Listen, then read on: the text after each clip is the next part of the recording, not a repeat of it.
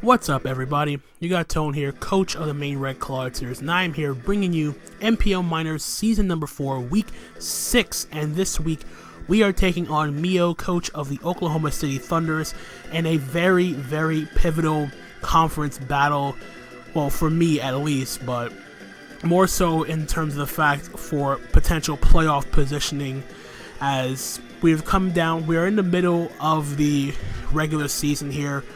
We are 5 weeks in, and we are not really in the position that I thought we'd be when the season first began. I saw myself being a lot better than 2-3 considering the team I drafted, but there have been some flaws that have been exploited during the first 5 weeks, and mainly noted by the analysts as my lack of a ground resist. And it just so happens I am playing Mio and hit the first Pokemon that stands out on his team.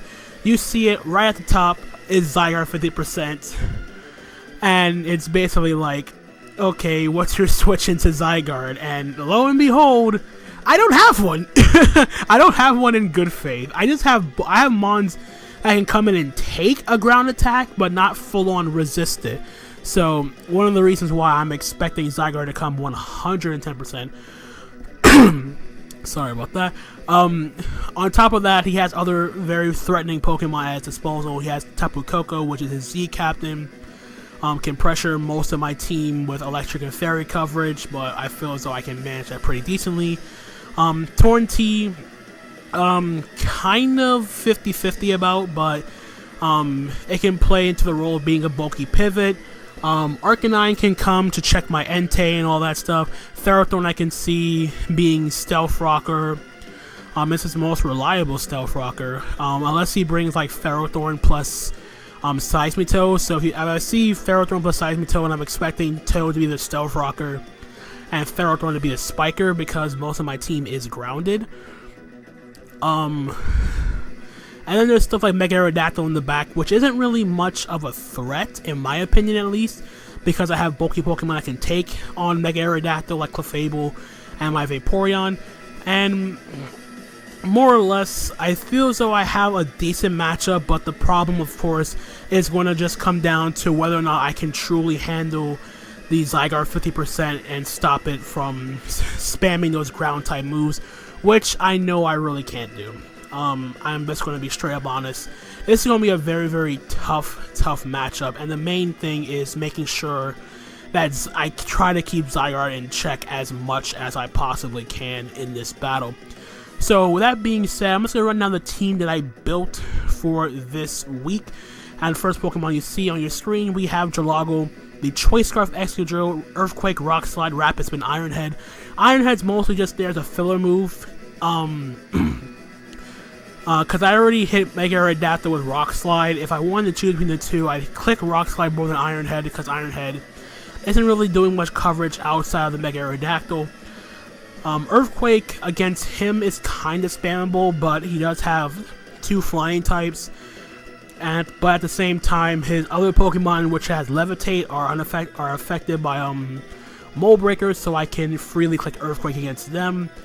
So we're just a simple max attack. Enough speed is here, so I outrun a Jolly Max Speed Mega Aerodactyl with a Choice Scarf, and the rest is just put into HP to give it some added bulk. Nothing really much to say about that. Then we have our Stealth Rock, Unaware Clefable. Nothing really much to say about Clefable here, just try to get up rocks, and try to check a boosting Zygarde, though I honestly don't think, with the way my team is structured, I don't really see Zygarde boosting. Being like a Dragon Dance set, it is possible, but I don't really see it really being the case. But just in the off chance he does bring like DD or Coil, Zygarde, or Honeclaw's Mega Aerodactyl, I have Unaware to keep that thing in check. Moonblast and Flamethrower for coverage, and mainly for the Ferrothorn and whatnot. Just a very straightforward max HP, max defense set, nothing really fancy about that. Now we have Mega Venusaur with Synthesis, Giga Drain, Sludge Bomb, and Hidden Power Ice. Hidden Power Ice over HP Fire because Zygarde is a bigger threat to my team than Ferrothorn. And the rest of my team can pretty much wear down Ferrothorn pretty easily. Not easily, but I feel as though my team is built in a way to wear down Ferrothorn pretty well. And HP Ice allows me to better deal with like a sub variant of Zygarde 50%, which I did consider during my build. So the EV spread here we have is max HP, 112 defense, 144 special defense with a calm nature. The investment here allows me my Mega Venusaur to take 2 choice banded adamant 1000 arrows from Zygarde 50%, and the rest is put into special defense to take stuff like Tapu Koko a little bit better. Then next up we have our Vaporeon here, bringing it back for the first time since week 1 with Wish, Protect, Scald, and Ice Beam. Very straightforward coverage. Scald, just Scald for burn chances. Ice Beam to deal with Zygarde, hits the Tornadus and whatnot. The EV spread, 88 HP, 176 defense, 144 special defense with a calm nature. My HP, it gives me a leftovers number, and my HP and special defense investment allows my Vaporeon to take a Life Orb Thunderbolt from a Tapu Koko in electric terrain, and the rest is put into defense. So mainly my Vaporeon is going to be checking the the Mega Aerodactyl for the most part, as I need Clefable for like Zygarde, I need Mega Venusaur for Ferrothorn and whatnot. So, and Vaporeon is just really trying to pass wishes first and foremost. Then we have our Scolipede, just a simple protect 3 attacks with Life Orb, Mega Horn, Rock Slide, and Earthquake. With the, if I can get rid of Ferrothorn and if I can somehow get rid of Zygarde too, this actually plows through the rest of his team, with the exception being like it's Magius. I have to wear that down a little bit before I can fire off a Rock Slide. It's my strongest move to hit it. Seismitoad I have to wear down a bit with my other attacks before I can go click Mega Horn.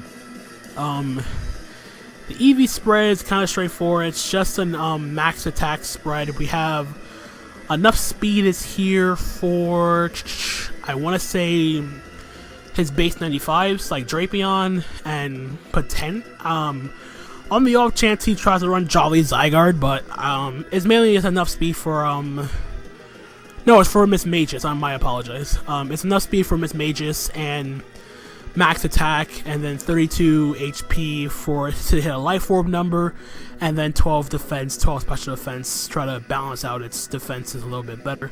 And then lastly we have our Xurkitree, Assault Vest, Thunderbolt, Volt Switch, Hidden Power, Fire, and Energy Ball. So we switched up a little bit. I decided on HP Fire here because I already mentioned that I have HP Ice on my Mega Venusaur for Zygarde. So in the reverse, I have HP Fire here for the Ferrothorn. So they kind of balance each other out a little bit. Xurkitree is afraid of Zygarde because I'm not running Shuckleberry, so Mega Venusaur can weaken it with HP Ice. In hindsight, Mega Venusaur, since I'm running HP Ice, can't do much to Ferrothorn, which is why I have HP Fire on my Xurkitree, and then I have Energy Ball for coverage to hit stuff like the Seismitoad, and then T-Bolt and Volt Switch pretty much has everything else. And it's also nice because Xurkitree takes advantage of Tapu Koko's electric terrain whenever he sets it up, so I can fire off some powerful Thunderbolts and Volt Switches of my own. EV spread, just bulky, very standard Xurkitree that I've been bringing basically all season with enough speed for uninvested Arcanine. And basically uninvested base 95s in general. So that is going to be the team builder for this match. So we're going to just skip right into the battle. And you'll see that Mio has decided to bring his Mega Aerodactyl, the Zygarde 50%, Ferrothorn, the Arcanine, the Tapu Koko, and the Starmie. So first thing to notice, so like I said it earlier, I expected Torn to be like a 50-50, just because it can be like a bulky pivot. It can do like a Volturn core with Tapu Koko and all that stuff, and really try to wear down my team. But the fact that Zygarde is on his team to begin with, he doesn't really need much to pivot around. So the fact that he didn't bring any other hazard setter than Ferrothorn means that Ferrothorn is going to be a Stealth Rocker, and Starmie is here to Rapid Spin and whatnot. I was honestly expecting Seismitoad at some point, but I expected Saimito, but it's perfectly fine. This team is more or less what I expected him to bring. In terms of potential leads for him, he could lead off with something like Tapu Koko, but again, I have the Excadrill in the back. He could also try to lead off with Ferrothorn and pressure my team with Stealth Rock. He could also lead off with Arcanine to pressure like a lead Scolipede or something like that. But I figured it was in my best interest to lead off with my Mega Venusaur, try to get the Mega Evolution off early, and then try to like wear some stuff down. Now, from what he brought, the main thing for me is the objective is trying to clean late game with my Scolipede or my Excadrill. Because you see by his team, his only ground immunity is the Mega Aerodactyl. If I get rid of the Mega Aerodactyl, I can freely spam Earthquake with my Scarf Excadrill. The other thing to note is he didn't bring his Mages, so Scolipede is a little bit easier to try to sweep with. Again, the main issue is making sure that Ferrothorn is weakened or eliminated, or making sure that Zygarde somehow gets the hell out of my face. Koko won't be an issue if he's not Scarf. I get up a speed boost, I outspeed it if he's not Scarf. Starmie, I can Mega Horn. Arcanine can intimidate me, but Earthquake will still be doing a lot of damage. Mega Aerodactyl, if it becomes a problem, I can outspeed it after a speed boost and then click Rock Slide. So it looks pretty good from a team preview point, but let's just see how the battle pans out in the end. So, like I said, I'm going to lead off my Mega Venusaur here. He's going to end up leading off with his Arcanine. So, I'm like, okay, that's perfectly fine. I'm just going to Mega Evolve here. And I'm going to fire off a Sludge Bomb here to get some damage off with his Arcanine. He's going to go for the Flare Blitz and do a good roughly 40% here. Going to take the recoil. I'm going to fire off a Sludge Bomb. Do over about half. So he's going to switch out now into his Zygarde here. I'm just going to fire off a Synthesis to get myself at full, to make sure I take an Earthquake, 1,000 arrows from this Zygarde. Then he reveals Earthquake and he did over half, and I'm going to fire an HP Ice now. And I'm going to pause it because this is where my team gets exploited a lot during the past couple of weeks, and it's pretty much been exploited and mentioned over and over again, especially in terms of my team, is the fact that I don't have a ground resist. So it completely slipped my mind afterwards that because of my real lack of a ground resist, he has no reason to run 1,000 arrows because my ground resist in theory is Latios, which could just dies to an Outrage. And he probably has 1,000 arrows on this thing in the back. And on top of that, if my Clefable is weakened or gone, he clicks Outrage anyway. So me not prepping for Earthquake kind of hindered my walling prowess in this battle, because I'm figuring I'm going to see 1,000 arrows, it's going to do like 49%, and he sees Earthquake and it did 53, and I'm like, okay, this is an Adamant Choice Bandit Zygarde, which I did prep for, but I only prepped in the sense that he would be banned 1,000 arrows, not banned in Earthquake. So that's going to end up costing me, so I put a little bit more EVs into my defense. I would have taken this Earthquake a little bit better, but I do get off the Hidden Power Ice, and I'm going to do over half to the Zygarde. So this is absolutely perfect. This means that this Zygarde is now 100% in range of a Life Orb Mega Horn from my Scolipede. It's also in range of my Excadrill's Earthquake, depending on his HP investment, so that is great. But what I'm going to do now is, after I click HP Ice here, I know it's going to click Earthquake again, but it really came down to, at this point, was I needed to decide what Pokemon did I want to sack off here. Do I sack off my Mega Venusaur here, or do I switch on to something else to take the Earthquake? I figured at this point I was going to sack off my Clefable, and the reason why I sacked off Clefable instead of Mega Venusaur was I felt as though Mega Venusaur would be a little bit better in terms of the matchup, because Mega Venusaur checks the Tapu Koko. It can take a Psychic from Starmie and retaliate with a Giga Drain. I know that for a fact.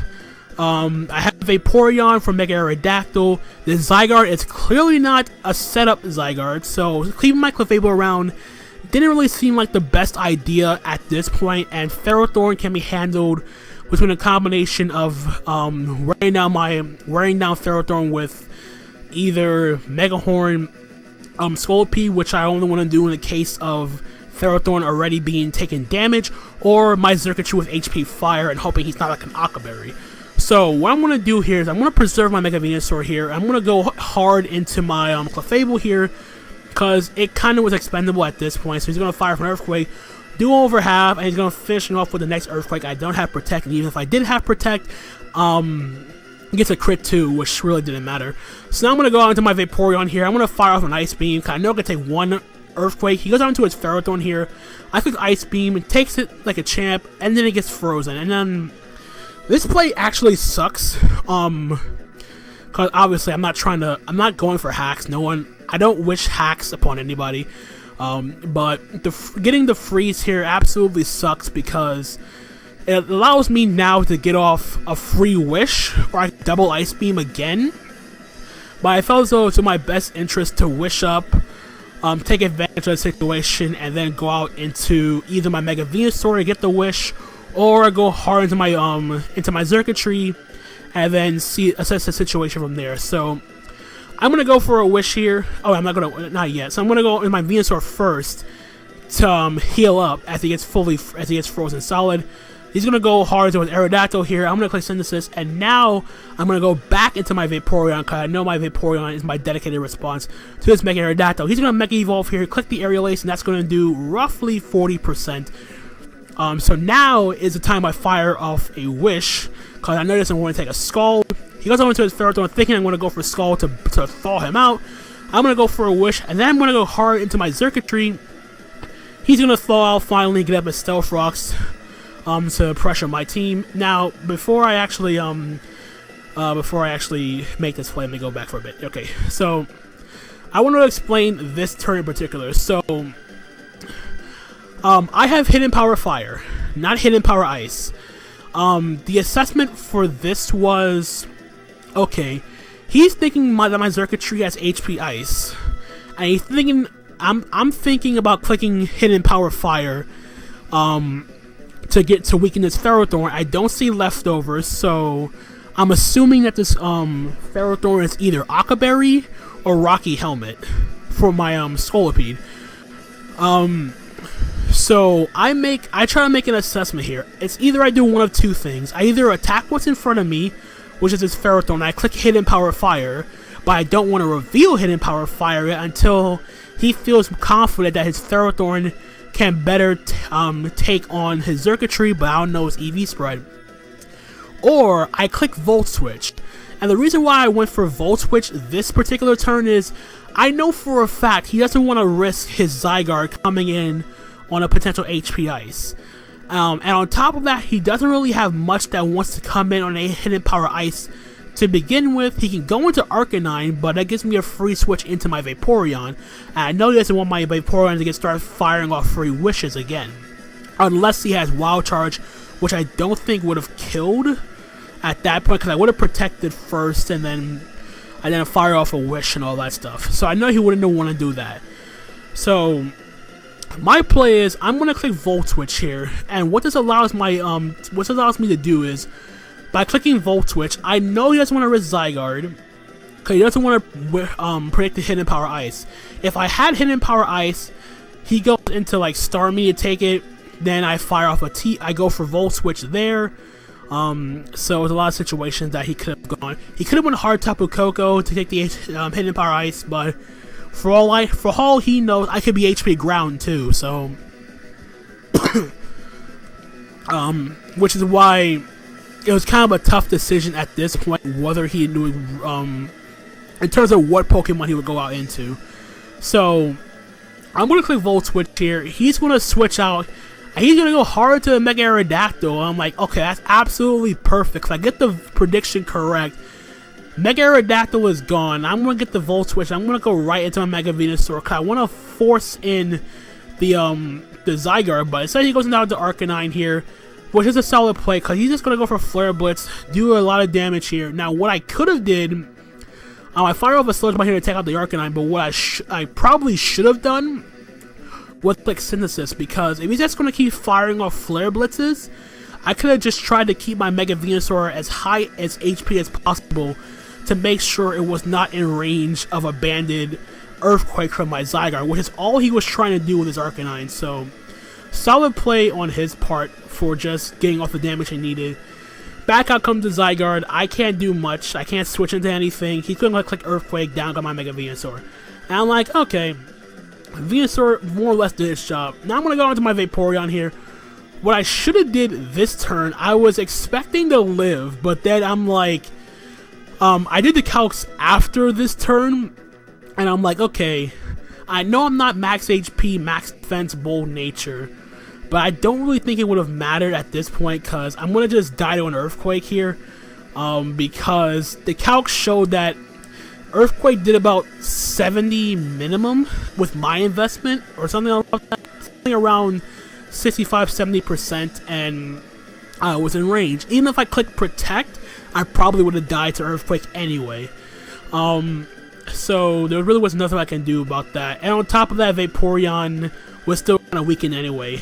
So I know it's kind of hard to tell at this point whether or not me not clicking Protect would have been the correct play, but it is what it is. So now I'm going to go out into my Scolipede here, which is what I didn't want to do yet, because he still has, albeit the Zygarde is weakened, he still has roughly a near full HP Ferrothorn, well, roughly 80%. I really wanted to sweep first. What I could have did also was gone out into Excadrill, but at the same time I didn't want to risk that the Zygarde was Adamant Scarf. Well, not Adamant Scarf, Scarf in general. But in that case, it didn't really make sense. But my thought process was to keep my Excadrill in the back, because with Aerodactyl going, I click EQ no matter what happens. So I'm just going to fire off a Mega Horn here, and he's going to switch out his Zygarde, going hard into his Ferrothorn. I get the Mega Horn off, and I'm going to get take the Iron Barb damage. I don't take Rocky Helmet damage, which is nice, but I do take a lot of damage between Iron Barbs and Life Orb recoil. So now I'm within range of a Zygarde E-Speed. Nothing I can do about that. So what I'm just going to do is just stay in, click Mega Horn again. If I miss, I miss.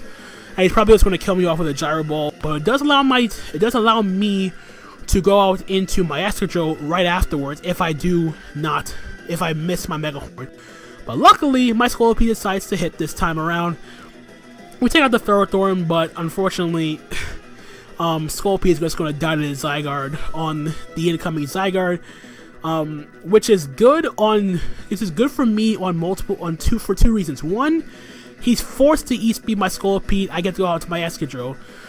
Now he has to make a decision here, and I don't think the decision is really in his favor, because now that I send out my Excadrill, he has to know by the way I send out my Excadrill that I'm Scarfed.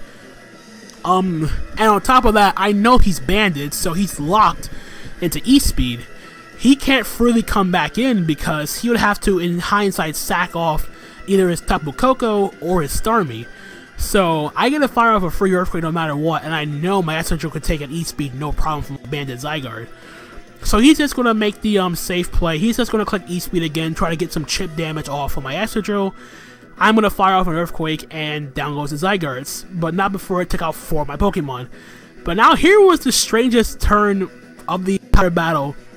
I thought for sure he would be going out into Starmie this turn, but he decided to go into Tapu Koko first, and the first thing that went to my mind is, okay, the way he went out into Tapu Koko this turn, he has to be, he must be, Shukaberry, the way he went out to Tapu Koko. So I'm like, okay, if he's Shukaberry, he doesn't take me, I don't take out the Tapu Koko, and he probably has, like, Hidden Power Ground. I didn't do any calcs to see if Hidden Power Ground would take out my Excadrill from 73%, but at the same time, even if he was Shukaberry, I was like, okay, any chip damage I get off on his Tapu Koko is nice, because it makes it a lot easier for my circuitry, because if I weaken the Koko, he can't, my circuitry's Assault Vest. All he has left is 2 special attackers, and my circuitry is still at full HP, and it didn't come in on Stealth Rock yet. So I'm like, okay, I'm going to fire off an Earthquake no matter what happens. Damage is damage on this Koko, and weakening it is my main objective for my circuitry. So I'm going to fire off an Earthquake here, and he will not Shuka. Down goes Tapu Koko, and all he has left now is this Starmie. I'm just going to click EQ again, get some damage off, some nice damage. Starmie then fires up a Surf, takes out my Excadrill, and now I go out into my Assault Vest circuitry. He reveals leftovers. This was a bulky Starmie. He's gonna fire off another Surf. I have Assault Vest. I fire off a Thunderbolt and Electro Terrain boosted Thunderbolt. Down goes the Starmie, and the Maine Red Clawitzers are gonna come away with a hard-fought 1-0 win over the Oklahoma City Thundurus, which is great for two reasons. One, well, the first reason is I finally picked up my very first win against my own conference. I was 0-3 heading into my conference games, which is one thing. The second thing is this is very, very crucial for the playoffs, because with this win, I now move ahead of Mio. We are now both 3-3 after 6 weeks. I have a +5 differential. Mio is now 3-3 with a +4 differential. So if the season ends and we have the same record and differential, I own the tiebreaker because I won the head-to-head matchup. And I feel pretty damn great. I just wish this match wasn't as close as it was, but I think the very, very questionable play was him going into Tapu Koko first as opposed to Starmie, and he admitted at the end that that was the biggest misplay of the entire match. Like, I only would have understood it if it was Shukaberry, but even then, it would be kind of iffy at the same time.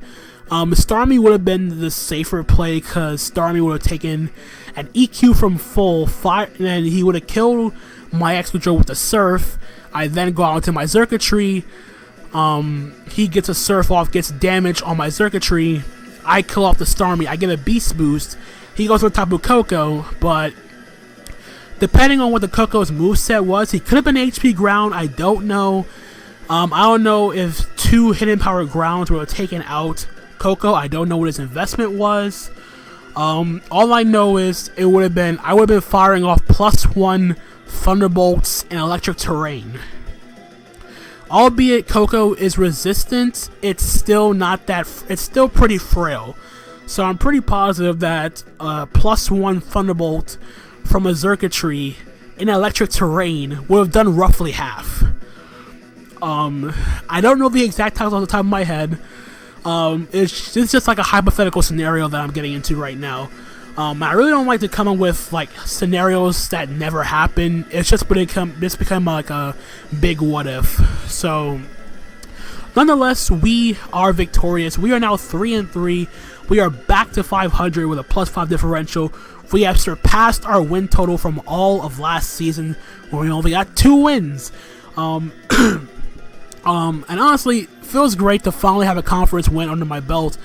This is just the type of win that I needed for my team. I just hate that these matches have ended up being so close, but at the same time, I am happy that the plan was executed a little bit. It was executed differently than I expected it to, because I wanted Scolipede to be the cleaner and Excadrill to just break stuff first, but it ended up being Circuitry to bail me out in this game. The Volt Switch play was absolutely great. Also, trying to get the prediction right, and I knew he would try to preserve his Zygarde to be the wall breaker against my team. There's really not much for me to say other than the fact that the main thing I need to work on is I need a ground resist. That this battle didn't show how badly my team needed a ground resist. I don't know what battle will, because my lack of a real ground resist has been exploited. This banded Zygarde proved how much I need a ground resist, and spoiler alert, I actually picked up a ground resist. What Pokemon that is, I will let you guys know in the next video if I'm allowed to use it for week number 7. In week 7, we take on Ace of Base, coach of the Anaheim Altarias, in a very, very tough matchup in that regard. He is also He's currently number 1 in the opposing conference, so that's going to be a very, very interesting matchup to look forward to. But nonetheless, if you guys did enjoy this battle, feel free to leave a like, leave a comment, subscribe if you guys are new to the channel. I also encourage you guys to check out Mio's side of the battle. He is a very, very solid player, regardless of this mishap, so to speak, that he wants to say. But yeah, that's pretty much going to be it from me, guys. I'm going to just sign off for now. Hope you guys enjoyed. And until the next time, guys, my name is Anthony, aka Tone. I'm going to catch you guys on the flip side. Later!